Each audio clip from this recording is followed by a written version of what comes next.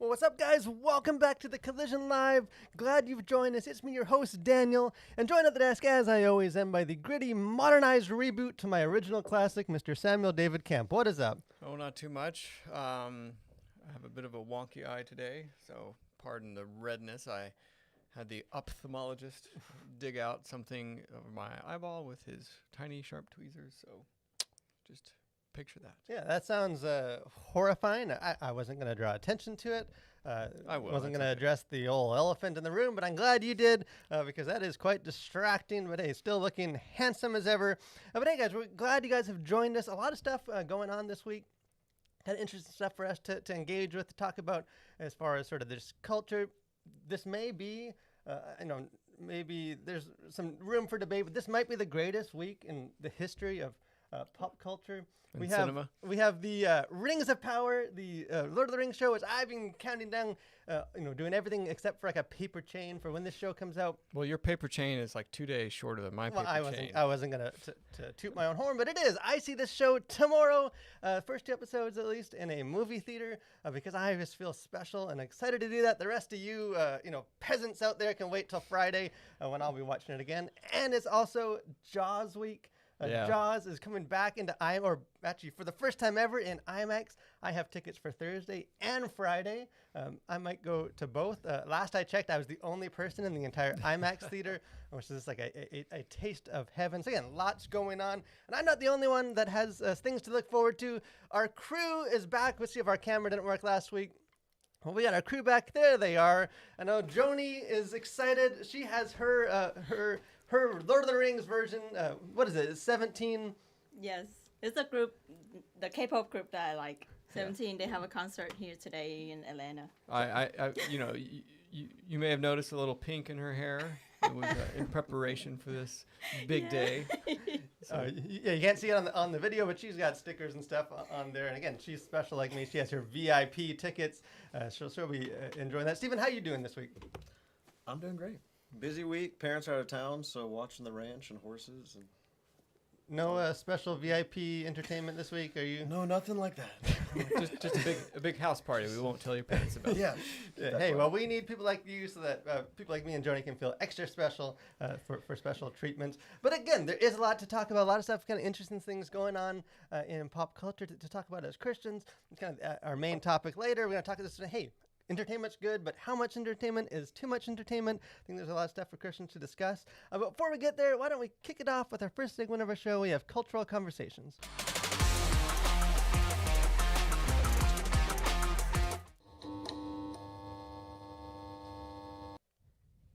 So a couple things this week that I thought were just sort of interesting things to dialogue about. The first one, actually, Sam, you sent me. I had sort of seen like the headlines of it, but let's see if I'm saying it. Is it Shia LaBeouf? Am I saying this right? I always thought it was Shia LaBeouf. Well, that sounds. Now that I hear you say it and hear me say it, we'll go with what he said because it's more. Who knows? It's more correct. But however he says his name, he did do an interview with Bishop Barron, who I'm a fan of. He's me too. Obviously, he's a bishop. He's kind of a Catholic, kind of in the YouTube kind of space. And again, he has, I think it's like Word on Fire. He has a big ministry, and this sort of talking kind of cultural engagement from more of like a Catholic perspective. Has a lot of good material, but he has a fascinating. It's not a short. What is this? Like an hour and 20 minutes. They talk, little over an hour, I think. They talk for a long time, and I just found this really interesting. I'm not like a big LaBeouf or how do you LaBeouf. LaBeouf I don't fan necessarily, and I know he's been in the news a lot for reasons that he isn't necessarily proud of being in the news for. But this sort of interview is just sort of being out there a lot, kind of sharing his kind of religious spiritual journey. But we both watched this. What were your kind of takeaways from this interview? Yeah, I mean, I think it was really fascinating. Like another person, actor who's come to faith through like a role they got, and it was just really fascinating. Like he's very very open about sort of where he was coming from and how he sort of gets into the Catholic faith, and I thought it was very interesting because I think it touched on a lot of the things that we've talked about here, which is some of the maybe issues we have with sort of the modern Protestant church. I don't know. Obviously, I'm not as familiar with Catholic churches, but he talks about there's this one line in there where he talks about Latin Mass, which you might say, oh, that seems like archaic and like who would ever want to go to that, but him just saying how much he found it just enlightening and just the emotions that it brought up in him, and because it didn't feel like he was being sold a car. Yeah, that's like, isn't that because that's the line? It just didn't feel like people were just like selling me on stuff. And I do think it's because again we've here on the show again we both belong to a Baptist church, kind of evangelical, but we've talked a bunch about just sort of like this itch that we've had to bring more of like an immersive experience that like applies to more senses and kind of a little less sort of performance-y, and kind of a lot of what he even brings out in the interview is just sort of like that's what drew him. He's sort of an emotional guy, and like not that it's like anti-intellectualism necessarily, but like just sort of it is sort of this like experience and like sort of like the drama of it. Yeah. And he's like well, an I guess actor. I think a great way to think about it is it's not forgetting like the fact that we are emotional beings. I think is probably the thing that most interested him, and it is like because I think a lot of times in Protestant circles, like we can sometimes forget that we're emotional beings. Like we can try and tamp that down and sort of push that off to the side and say, well, facts over feelings, and for the most part that's true, but we do have feelings. So like, what do we do with these? And I think the Catholic, at least from his experience, what he was sharing is that the Catholic Church kind of tapped into all of those senses and not sort of one over the other necessarily. Yeah, and this, even just like the way he sort of describes like the gospel, again, like some of the issues like theology, maybe I don't agree with just theologically, but like the way he describes the gospel, I think like he sort of says, if I can wrap it up in like 2 words, like let go. And like if you guys haven't seen the interview, he shares, like, he had a gun on the table, like he was like as low as he, contemplating suicide, and just sort of the way he describes it is like this. It's not something that you do or like kind of compared to even other religions, but like it's sort of this like complete surrender, and like how freeing is that. Again, I don't want us to like, and I hope our like kind of the Christendom, like the culture doesn't like, he's, hey, Chris Pratt, now we got the move, like kind of elevate him. Like he's obviously still on this journey. I don't think that takes away from what he's saying, but I do think it is significant when you have like a kind of like a mainstream kind of notable figure, whatever they do, that is like just out there giving like a gospel presentation, and like I think doing it really well.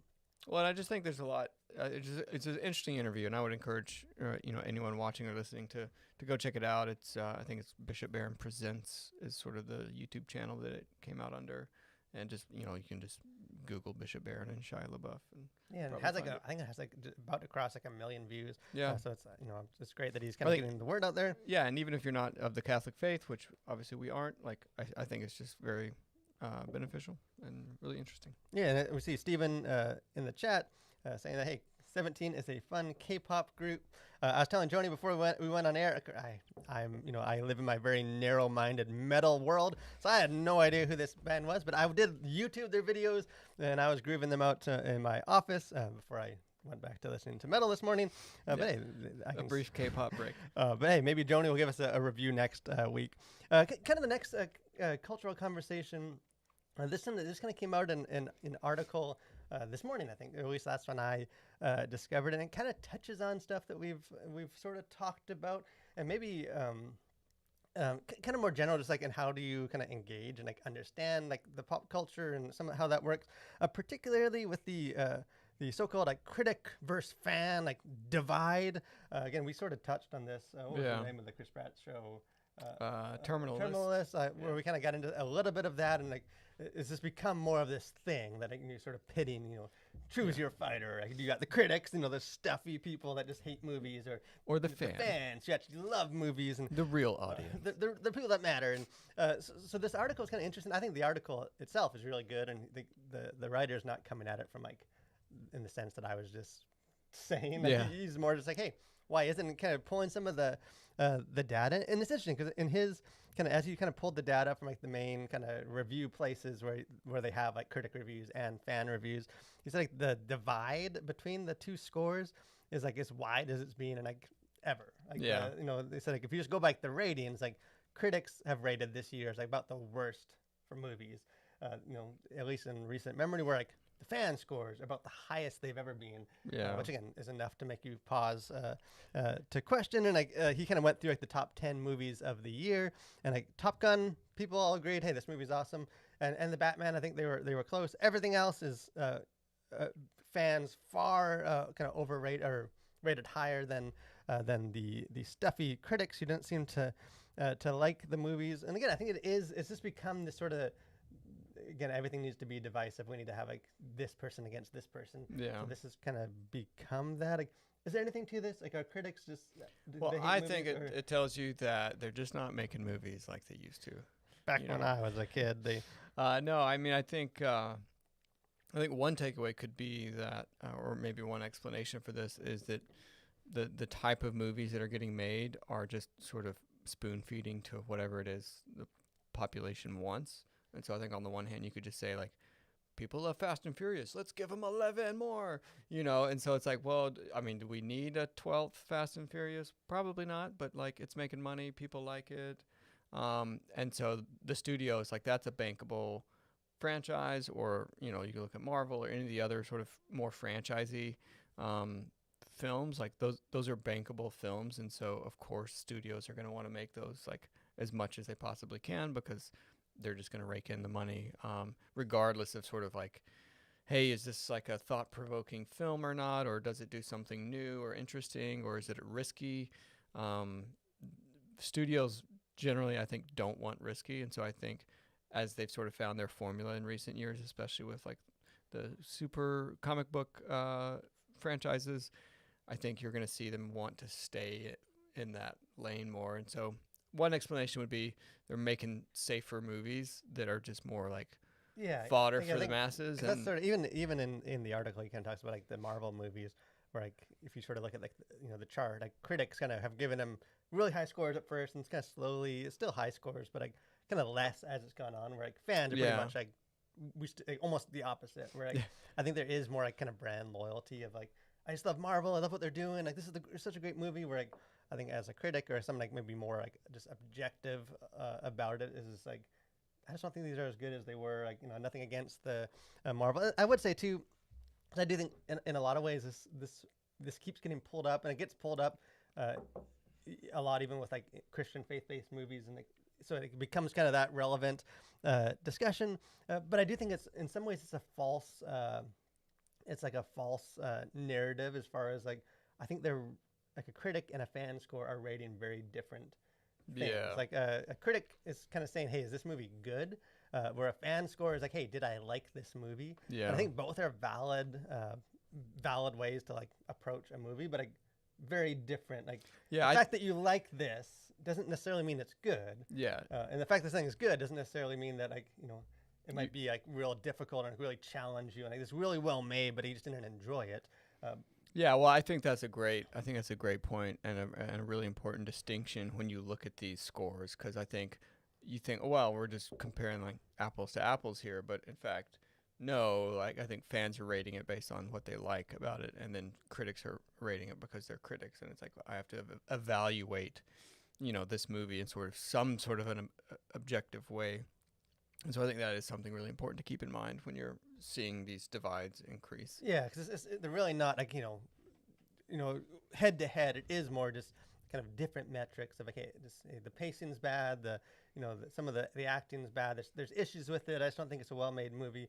Where if someone is like a fan of that, like I'll probably be with the Rings of Power show. Like I just feel so good to be back in Middle Earth. Like I know there's some issues, but it doesn't bother me. Like, I really enjoyed it. Yeah, and I think it's world building. I think it's something that we've seen in cinema now. So like, you've had that in video games for a long time. This sort of world building. You go back to Halo or Final Fantasy. You're back in that world, and so I think that's been kind of translated over into cinema. So it's like we're coming back to the Marvel Cinematic Universe, like is what it's even called. So there's like this world building that happens, and you like see a comfort to it. So I think there's that sort of phenomenon that's happened in the past 10 years. I think is also something to keep in mind. Yeah, and I do think, and then we'll move on. But I do think just in general, I think as viewers we become very like not challenged, like Yeah. not critical. And I think especially even in the church, we can sometimes just not be very like literate as far as like how to actually analyze a movie beyond like Yeah. I liked it, I agreed with that message. Like so I do think there is value in the sort of hey, what are people enjoying this? That's awesome if they are, but also kind of learning to think through a movie maybe a bit more like from the outside of like just like the crafts of it. So again, maybe we have enough real kind of division and controversies. Maybe we don't need to create ones that we don't need. But speaking of division and controversy, so this might fall into, we haven't had a dumb story of the week for a couple weeks. So this one might fill that that void. This was making about 2 days ago. This was sort of making the rounds on kind of going viral and this discussion and hot takes and stuff like the internet tends to do. Sidney Sweeney, she's an actress, kind of like a rising star. She's in Euphoria, which I haven't watched, and I know she's like she's cast in one of the upcoming female Spider-Man something. I'm not well versed in but I know she's in a bunch of things that are about to kind of take off. Well, she had the audacity to throw her mother a 60th birthday party the other weekend, kind of doing a hoedown, kind of this cowboy themed party, and I guess without thinking too much about it, thought, hey, why don't I share some pictures of this fun party that I threw for my mother? Well, people, speaking of critics, people kind of analyzing these pictures and finding some stuff that they weren't necessarily super thrilled about, including some of the family members that were wearing like kind of red, Magna themed hats, I guess, or at least plays off it, and like a shirt that's sort of like a Blue Lives Matter shirt, and so this became instantly political. People kind of jumping on her, trying to kind of get her canceled and kind of accusing her of stuff, and she eventually did kind of tweet out. It's like, hey guys, this is wild. An innocent celebration for my mom's milestone 60th birthday has turned into an absurd political statement, which was not the intention. Please stop making assumptions. Much love to everyone, and happy birthday, Mom. I'm assuming you think this is as ridiculous as I do. Yeah, I'd say it's about the dumbest thing I've ever heard. But I would give props to Sidney because I feel like that's a pretty good response. Like, it's such an absurd thing for people to get mad about. Like, how dare you have a party, and some people who came to that party we don't even know. Like, maybe they were wearing these like MAGA hats ironically, or like this, we support the police. Who knows? Like, to just on the face of it, to have such a strong opinion about that, and to care that like relatives of an actor like, it's like, I don't know, like I don't even really know how to respond to it because it just seems so ridiculous, except that maybe it's sort of a great encapsulation of our culture today. It would seem ridiculous and unbelievable if we hadn't lived through the last like 3 years of things, but it is. It's completely silly, and like I think it becomes sort of a story, just like you said, because it does sort of encapsulate like just sort of this inability that we have now to like disagree on things, or like the audacity that like and it goes in both directions. We kind of talked a little bit about it like from like the Chris Pratt, from like the other political side, where we sort of feel like this sense of like ownership over these people, that like, they're one of our people, and like not only do they need to think exactly like I want them to, but like even like their family and stuff need, like it's sort of this like, well, it's a total, I mean, it's witch hunts everywhere you turn, like from I think all sides. It's like people just love a good witch hunt, it seems, and I think people who maybe don't have any power, they don't have any status, they think that they can like criticize or find some flaw in someone who does have status and fame, and thus sort of raising their own, like, hey, I spotted that picture of her relatives or uncle or whoever wearing that thing, and like I'm gonna make a big deal about it. And like, I don't know, it just seems just insane that like there are people who would see this and make a big deal about it, I think, is sort of my... Yeah, and I think, like I said, all sides of, like, the political spectrum, at least in my opinion, are guilty of doing this, but it is just sort of the new norm of, like, there's no... not only does, like, should everyone agree with me, but, like, if you don't, like you're like a leper that needs to be like cast out. Yeah. And like, how dare you let them, within this many feet. So it is a silly story, but maybe it is sort of another reminder why as Christians in the church, we need to kind of be taking the lead and showing grace, allowing differences, being showing a little bit more charity and understanding. Indeed. But hey, again, let us know if you guys think it's as silly as we do. If there's any kind of lessons to learn there. Kind of the last conversation that we won't need to spend a lot of time in this one, but just we can move on to kind of our main conversation for the episode. But Netflix, sort of the OG of like the streaming before it was even a streaming service, just I guess turned 25 years old. So Hard to happy believe. Birthday. They grow up so fast. So I think it was like this week was like the 25th anniversary, and they posted some like kind of nostalgic, like, the history of Netflix video, and it had heartstrings music, and it showed there like through the years.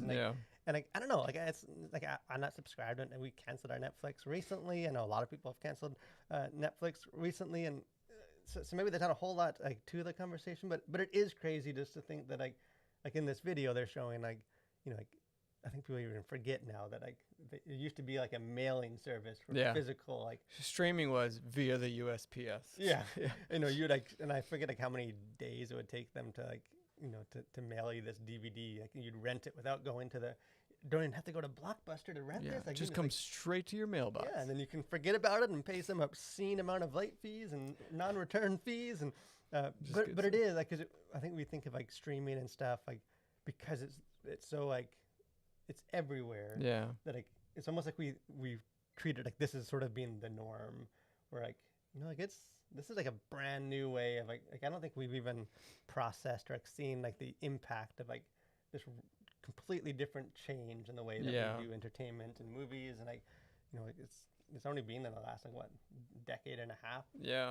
Yeah, I mean, I think that's the thing. It's like this has happened all so fast, and it seems crazy to think of like life before streaming, because it's just so ubiquitous now. But we used to have to like go to a store to rent something, or like wait a few days to have it mailed to us, and that just seems totally absurd now. This is barbaric. But it's like that was not that long ago. Like it was just like, I don't know, 15 years ago. I mean, obviously they were doing it 25 years ago, but like, that's just such a short amount of time that like everything has completely changed in how we consume movies and entertainment now. Because even like we're young people, but like I had the first like Lord of the Rings like I own is like on VHS, like, and it was so big that it had like some of us are not that old. Maybe I'm dating myself, but like because even that whole chain, like I worked at a video rental store like when like HD videos were like coming out, and like it was gonna be like that or Blu-ray, and like this whole we had like a shelf for both of them, didn't know what one was gonna take off, and like so it's changing so fast. As Christians, some of it is this sort of is what it is. It's not really a prime concern, but I do think it impacts a lot. And again, this is even relevant with our main conversation we're going to get into as far as just sort of the changes and how Christians need to process that. But before we get to that main conversation, some might even say that this is the main conversation. We have our next segment of our show. We have Host Corner.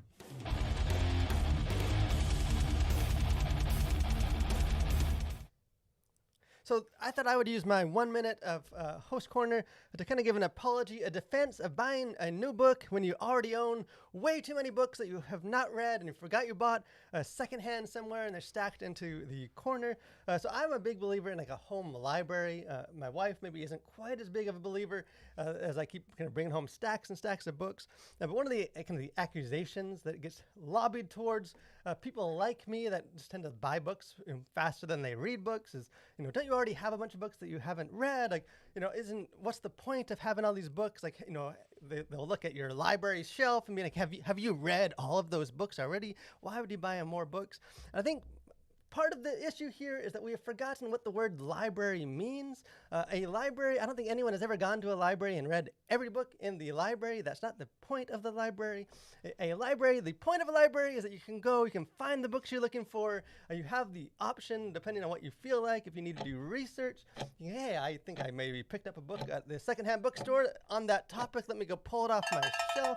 You're building out a library. You're not just building out a collection of books you have read, although I have read probably way too many books in my day. So hey, if you are like me and you buy books faster than you read books, don't feel ashamed of that. You're building out a library, and that's kind of the point. Are you? I don't know if yours. I know your wife shares some of my book obsession. No, I do as well. Mine tend to be slightly more esoteric in nature, but I too am a fan of libraries. And bonus points if you can guess that photo that he used, what library or school that came from. Do you know where that's from? I just pulled out the internet.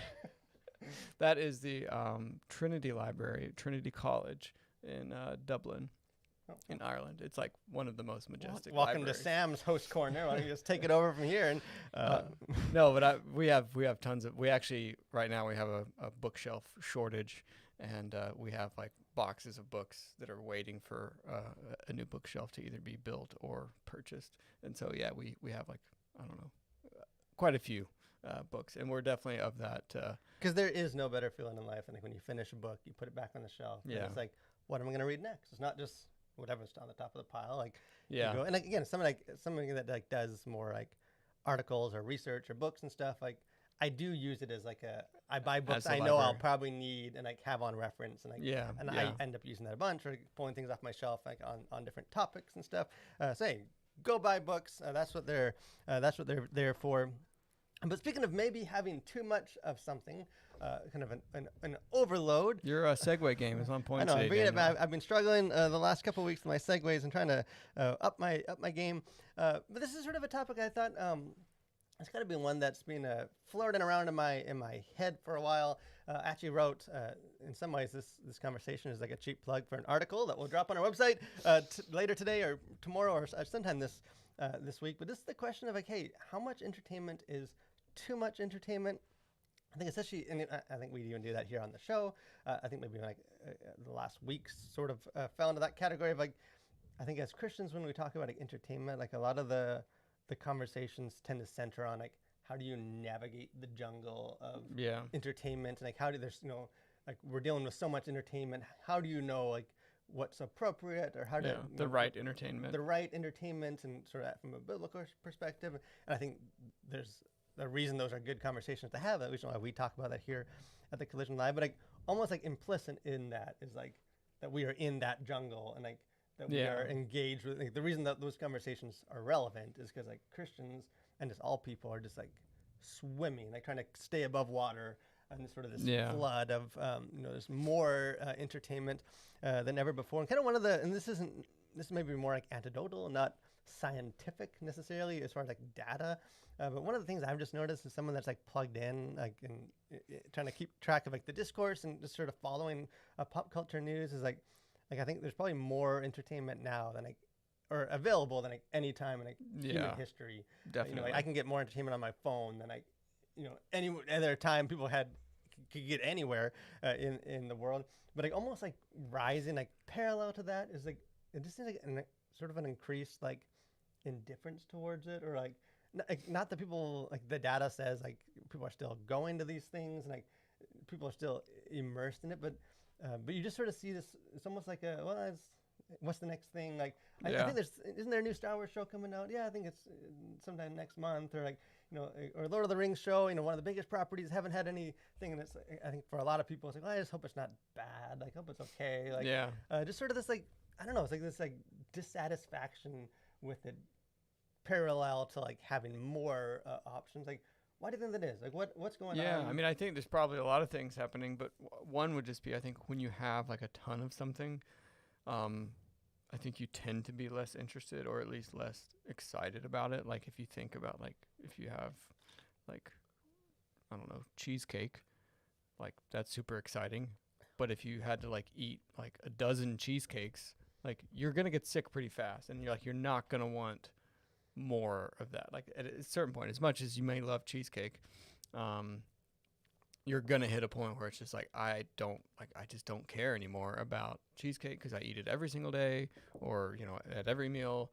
You're not going to care as much about it. And so I think, especially for like streaming specifically, I think we're kind of at that point of saturation where it's like, there are so many shows and also, I mean, there's so many good shows, but there's also just so many shows like that I think it's hard to like necessarily care too much about a particular one or be as excited, because it's like, I don't know, like there's just hundreds of shows that you could filter through and watch, and so why be excited about one over the other when you have just like a smorgasbord of entertainment options. And remember that like all of these like streaming services like Disney, Amazon, Netflix, they're all also competing with YouTube, which just like has tons and tons. Like you'll never exhaust.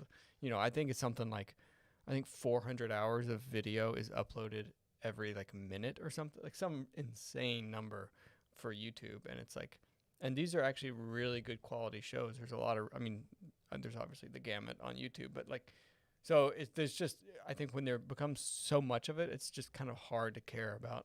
Yeah, Particulars. kind of like the way the kind of metaphor I use like in the article on this is like, it's like a food coma of like, Yeah. hey, it's good, we enjoyed it, but we're sort of like, when you kind of eat past the point of enjoyment because it's there, you paid for it, or you look forward to this Thanksgiving meal. Looking at you, So I'm Thanksgiving. full, but hey, I don't want to wait another year till we have a meal like this. I'm gonna keep kind of shoving and shoving it in. And because I do, like, I was thinking even like I remember like as a kid, like, or not a kid, like, but like a slightly older kid, like me and my brother would talk about like there was like rumors of like a Star Wars TV show.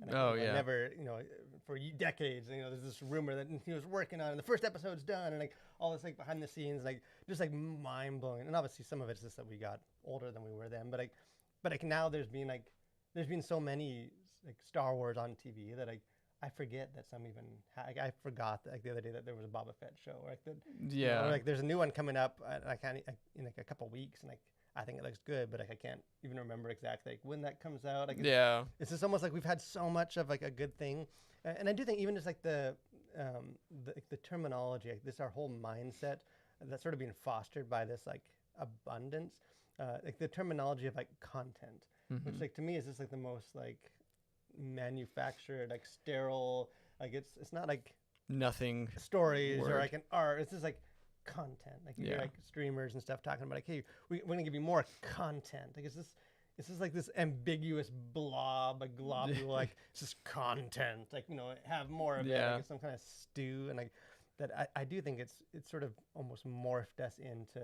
It's like, well, we have all these. We're paying every month for these streaming things, and like, hey, so and so was talking about this show. I should check that out. And like, I don't know. Like I think it sort of has changed our whole mindset towards like entertainment and stuff to be more of like we're the consumer and it's a product that we're. Oh, totally. And I think that's the thing with a lot of this is it has just driven us more to just more consumerism, and it's not even so much about the experience of a show or of a movie. It's just like I'm just here to consume, like, and I think that, and we've talked even how that has sort of I think spilled over into the church world as well. Is that we, I think part of the problem is we've been so sort of programmed and sort of groomed to be consumers. It's all about consumption. That I think bleeds over into like our spiritual life, our religious life as well, and it's the same with our movie choices. Like you don't get excited about a movie. It's just like, well, I'm sure there'll be something good that we can watch tonight or the weekend or whatever, and it's less about what it is and more just like, well, we watch a show at this time or we watch a movie on this day, and it's just what we do. And I think less care is given to like, okay, well, we want to watch these specific movies, or like we want to have this experience with a movie rather than just like we just need to like feed the beast, and and it's just become like it is like I didn't actually pull the data for this live stream, but like there's like the numbers of like how many hours like each day, each week, like it occupies such like a large, even people that like aren't necessarily as like super immersed in it, like people that even maybe think of themselves as like I don't watch tons of TV, or I'm not really into that. Like, I prefer this thing. Like if you like, start breaking down the numbers and stuff, like they still probably watch more than like anyone in the country would have been watching like 30 years ago. The levels, and kind of what I was thinking with this, like sort of, so like, how much is too much? Like I think as a culture, I think you can kind of see some of the like the food coma with entertainment, but I guess specifically as like Christians, like how, like where do we sort of draw the line? Not with like what or how to watch or like or listen to or read or whatever kind of entertainment it is, but like just sort of like the quantity, like how much. Yeah. Because I think like, the Bible is mostly silent on entertainment. Like there's some like general, like think on these things, or there's like some of those like Philippians verse, like there is general guidelines, but even like how you apply those Yeah. is very ambiguous, and you can apply it a bunch of different ways. And I think part of it is that like, hey, there were more like higher priority issues as far as like, let's establish this like theological doctrine and like how the church should engage, not like when you go to the theater, make sure that there's not, if the actor says this many words, like they just weren't, Jesus and the disciples and stuff weren't concerned about that. But I think the other part of it is just like, it wasn't like they didn't talk about entertainment in the Bible and in the kind of early church much, just because like entertainment was such a small portion of the daily life of most people that like we tend to think that they would be like us, and like why doesn't the Bible share entertainment? Like it's such an important thing for us to know how to do, but like they'd go to the theater and read poetry and epics and like stories, but like we're like we probably break out the LARP and or the harp and lyre, go see the bard, come down, it's the weekend, let's go hear a bard sing a song. But it was like we probably, the average American probably consumes more like there's the word again, like more entertainment like on a weekend than they would have like in a month, or like if not more. It's like, so how do we kind of balance that? I mean, I think maybe the first step would just be to sort of evaluate like what, how much time are you spending with entertainment, and maybe sort of work backwards from there. Like if you're watching a show or playing video games for 2 hours a day, every day of the week, okay, well, like I would say try to cut back. And I think it makes the experience better as well. If you're watching, shows or movies every day of the week, maybe limit it to just just on the weekends or something. But again, like this, it's really hard to say like, you should do it like this is the right amount. And so I think it's going to be different for everybody. But I think it's good to sort of evaluate like what's your, how much entertainment are you, consuming now? And do you think you could benefit from consuming less? Because I think ultimately we could all consume less entertainment. I think this would be, the place to give a plug that, everybody should have like a home garden or something to just like to be able to get outside in some capacity, to do something physical. I think is really important. And I think it heightens those events and it makes it more of an event when you are, you are sort of saving that movie or that show for like specific times of the week. I think it makes it more enjoyable and more fun, and you get more excited about that kind of thing. Yeah, and I think even just because like entertainment and like recreation, like all that, like, relaxation, like all that is like healthy and necessary. And like I don't think like the first century is like the Platonic ideal for like how we should like. Yeah. There are a lot of things. It's not as like, well, they in the first century they didn't entertain themselves, so therefore we shouldn't either. They didn't have cars, so I'm walking. Yeah, everywhere. Kids didn't have a childhood; they just worked. That's what we should go back to. Like, obviously, I don't think we need to like do things like the first century just because it was the first century. But there is sort of the sense that like it's a good thing, but like when you overindulge, it sort of cancels out. Like even like, that's what I think people found with like binging is like. It's like, oh, I just need to veg in the evening, and like you watch TV for 4 hours, and like you feel like more tired. Like it doesn't accomplish the goal. Well, and I think you're seeing that in the fact that companies are releasing, like they're not doing the whole like binge release now. Like more and more are going to like episodic, like weekly releases of shows. I think for that reason, because like maybe it sounds good in theory, but like too much. Instead of watching the same show for 4 hours, you can watch 4 different shows for an hour each. But I do think that we are kind of real, at least somewhat. But it's hard to break that habit when you're kind of in there. And kind of a verse that sort of maybe as we wind it down did come to mind is 1 Corinthians 9:24-27, which is kind of the metaphor that the Apostle Paul kind of his well-known one of like the Christian life and like run the race and like an athlete that kind of disciplines his body and like the Bible doesn't say hey thou it's a sin to watch more than 2 hours of Netflix on it. Yeah. But like it does speak often. The Proverbs does about just like hey, have control over your time, have control over your body, discipline yourself, like focus on what matters.